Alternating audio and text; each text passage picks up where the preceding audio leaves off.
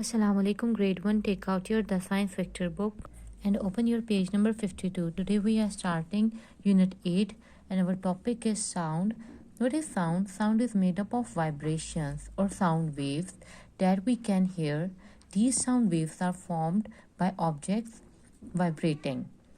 Close your eyes and listen to the sounds around you. There are so many different types. They are there all the time. Types of sound.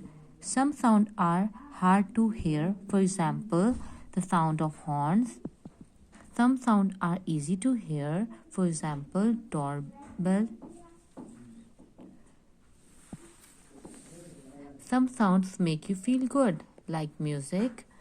Some sounds do not make you feel good, like sound of drill. So today's your homework is read this chapter. And did you know dogs can hear sounds that humans can't hear? So learn this chapter very carefully. Now take care. Allah Hafiz.